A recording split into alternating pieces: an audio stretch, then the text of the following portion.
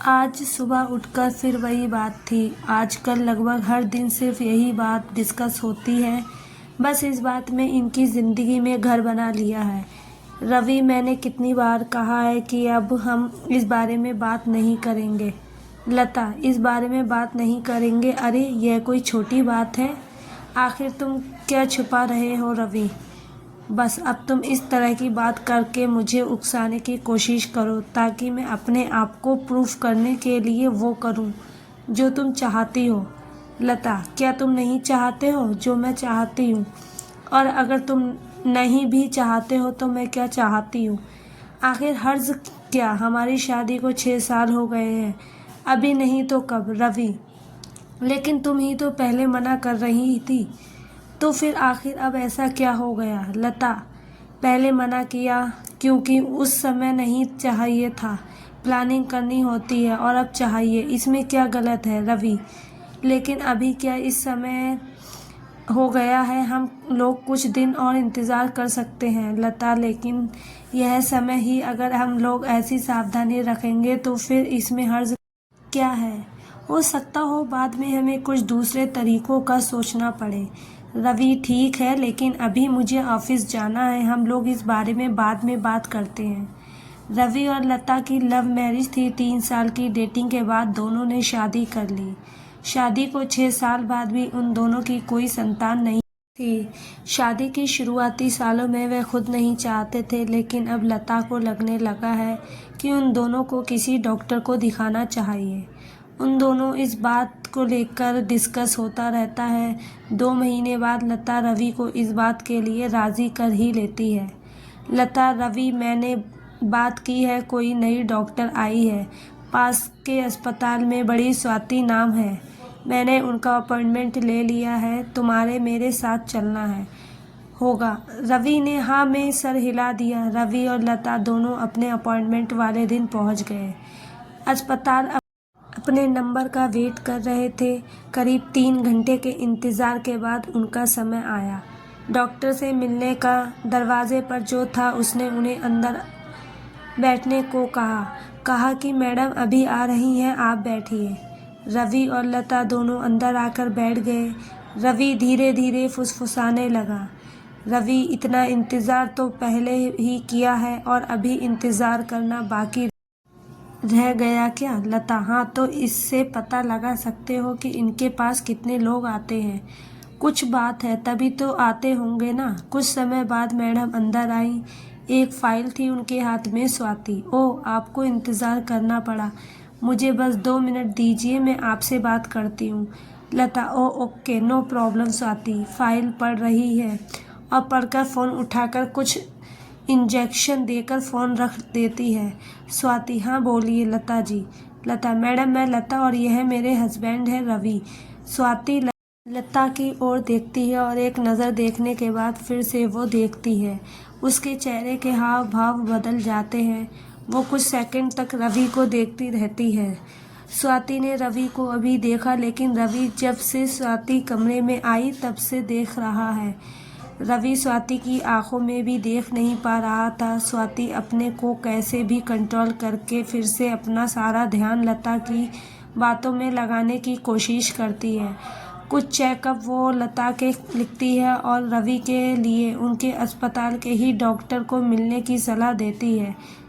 उससे मिलने के बाद जैसे रवि की बोलती बंद हो गई। वो नया कुछ बन गया। उसको पता था कि उन दोनों के बीच जो भी हुआ था उसका गुनहगार वही है, पर जो यह नहीं जानता था कि स्वाति से उसकी मुलाकात ऐसे होने वाली है। जिंदगी उन्हें ऐसे मोड़ पर आकर मिलवा देगी। रवि अपनी पुरानी यादों में खो गया। वो याद करने लगा उस दिन को। रवि अपने स्कूल में किसी के साथ झगड़ा कर रहा है। यह बात है उसकी 9th क्लास की। स्वाति उसकी क्लासमेट है। यह झगड़ा स्वाति को कुछ बोलने के लिए हुआ है। बात कुछ बड़ी देख स्वाति को बीच में आकर रवि को रोकना पड़ा। स्वाति, अरे रवि रुको, बस हो गया। उसने मुझे सुनाया तो मैंने भी उसे सुना दिया। अब बात को ख़त्म करो। क्यों बहस कर रहे हो? बात को बढ़ा रहे हो? रवि, मैं बात को बढ़ा रहा हूँ तुम्हारे लिए। मैं बोल रहा हूँ और हर बार मुझे ही बोलती हो। स्वाति, मत बोल तू मेरे लिए, मैं अपने लिए बोल सकती हूँ। तुझे बोलने की क्या ज़रूरत है। इस बात को लेकर अब रवि और स्वाति में बहस होने लगी और वो दोनों एक दूसरे से बात करना बंद कर देते हैं। लेकिन फिर स्वाति रवि को हर बार को तरह मना लेती है। शुरुआत में रवि थोड़ा भाव खाता है लेकिन फिर वो मान जाता है। रवि और स्वाति दोनों बेस्ट फ्रेंड हैं। स्कूल के बाद भी दोनों की दोस्ती बड़ी रहती है। दोनों को एक दूसरे के अलावा किसी की ज़रूरत नहीं होती। अपनी ही मस्ती में वो मस्त रहते हैं।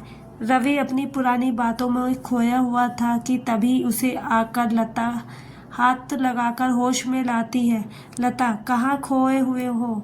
खाना बन गया है, मैं कब से आवाज़ लगा रही हूँ। रवि उठकर बैठ जाता है। आखिर इतनी अच्छी दोस्त थी, फिर भी रवि की ज़िंदगी में आज लता है। स्वाति क्यों नहीं। रवि का दिन अब पहले जैसा नहीं रहा। वो सिर्फ ख्याल में ही खोया था। वो अपने ऑफिस जाने के लिए निकला ज़रूर था लेकिन वो गया अस्पताल स्वाति से मिलने। अस्पताल में स्वाति के केबिन के बाहर जाकर उसने अंदर जाने की कोशिश की तो बाहर खड़े शख्स ने उसे रोका और कहा कि सर, आप अंदर नहीं जा सकते अपॉइंटमेंट के बिना। रवि ने कहा कि मैडम से मिलना है, मुझे जानती है, कहो कि रवि आए हैं। जब वो अंदर आकर मैडम से पूछ के आया तो बोला कि मैडम ने बोला है कि जिसके पास अपॉइंटमेंट है सिर्फ उसे अंदर आने दो। रवि को जैसे थोड़ा बुरा लगा। उसे समझ आ गया कि स्वाति को अब उससे बात करने में कोई इंटरेस्ट नहीं है। रवि छोटा सा मुंह बनाकर वहां से निकल गया। रवि अपने ऑफिस गया। दिन भर बस यही सोचता रहा। उस पल को याद कर रहा था जब स्वाति मेडिकल एग्ज़ाम की तैयारी करने के लिए अपने शहर से बाहर जाने वाली थी। रवि की फैमिली वो हर शहर छोड़ रही थी क्योंकि उनकी केवल एक संतान थी। रवि उन्हें लगा कि जहां रवि की आगे की पढ़ाई होगी वो भी वहीं रहेंगे। स्वाति और रवि दोनों ही अब उम्र के उस पड़ाव थे जब किसी के जीवन में प्यार की दस्तक होने लगती है। स्वाति, अब पता नहीं कब मिलना होगा। मेरा सपना तो तू जानता है कि मुझे डॉक्टर बनना है। रवि, मुझे एक बात बोलनी है। किसी भी बात को आप अपनी कमज़ोरी बना सकते हो या ताकत। मैं आज तुमसे एक वादा लेने वाली हूँ। रवि, क्या वादा? स्वाति, यह तुझे भी पता है और मुझे भी कि हम दोनों अब सिर्फ दोस्ती नहीं बल्कि प्यार है। और मुझे यह भी पता है कि तू बोलेगा नहीं, मुझे ही बोलना पड़ेगा। तो मैं आज बोल रही हूँ लेकिन यह एहसास हमारा है। हमारे माँ बाप ने हमारे लिए कुछ सोचा है, उनके भी सपने हैं। मैं चाहती हूँ कि हमारा प्यार हमारे फ्यूचर के आगे ना आए, कमज़ोरी नहीं हमारी ताकत बने। हम दोनों पहले कुछ बन जाते हैं, फिर साथ होंगे, खुश होंगे। मैं तुझसे यह वादा करती हूँ कि मैं तेरी ही हूँ। क्या तू भी मुझसे वादा करता है? रवि, तेरी हर बात मुझे मंजूर, पक्का वादा। और हाँ, आई लव यू टू। मैं शायद ही कह पाता। तूने सही सोचा। इतना कहकर दोनों ने हक किया। स्वाति की आंखों में आंसू थे। स्वाति, देख, मुझसे ज़्यादा सुंदर कोई मिली और तू गया ना तो तुझे मार डालूंगी। रवि इन बातों में खोया ही था कि उनके फ़ोन पर रिंग बजती है। कोई अननोन नंबर था। रवि फ़ोन रिसीव करता है। वो फ़ोन स्वाति का होता है। स्वाति, हाँ, तुम मिलने आए थे? वो अस्पताल था। अभी मिल सकते हो तो आ जाओ। मैं स्वाति उसे एक कैफ़े में बुलाती है। रवि और स्वाति अब एक दूसरे के आमने सामने हैं। रवि, कैसे हो स्वाति? जैसे तुम छोड़ के गए थे वैसी हूँ मैं, बदलती नहीं। जो बात मैं करती हूँ उस पर रहती हूँ। रवि, वो मैं। स्वाति, कुछ कहने या समझने की ज़रूरत नहीं है, मैं ही पागल थी, समझा। जैसे मैंने सोच रखा है वैसा तुम भी पक्का मेरे लिए सोच कर रखोगे। तुम्हारे लिए बहुत रो ली लेकिन तुम्हारे उस प्यार ने मुझे ताकत भी दी। मैं आज जो बन गई डॉक्टर। मैंने कई सपने सजा लिए थे कि तुमसे मिलूंगी तो ऐसा करूंगी, यह बोलूंगी, लेकिन तुम मिलने ही नहीं। समझ आया मुझे तुम्हारी पत्नी को देखकर, अच्छी सुंदर है। अब मुझे पता चल गया कि तुम क्यों नहीं मिले। चलो कोई बात नहीं, मैं अभी उस जोन से निकली नहीं, इसीलिए शादी नहीं कर पाई। पता नहीं आगे क्या होगा, लेकिन तुम्हारे लिए खुश हूँ और थोड़े बहुत इलाज की ज़रूरत है, उसके बाद तुम दोनों को बच्चा भी हो जाएगा। मैंने रिपोर्ट देखी है। रवि कुछ बोल नहीं पाया। स्वाति, चलो कोई बात नहीं, इतने साल बाद मिले, अच्छा लगा। अब हम दोनों के रास्ते अलग हैं। अब उस बात को लेकर तुम्हें अपना प्रोजेक्ट खराब नहीं करना चाहिए। रवि, तुम पर बार इतनी समझदारी की बात कैसे कर सकती हो? मेरे कुछ कहने के पहले ही सब बोल देती और समझ जाती हो। स्वाति, मेरे लिए कुछ सोचने की ज़रूरत नहीं है, डॉक्टर हूँ। और हाँ, अगली बार मेरे क्लिनिक में आओ तो अपॉइंटमेंट लेकर आना। अब मैं ऐसे ही नहीं मिल जाती।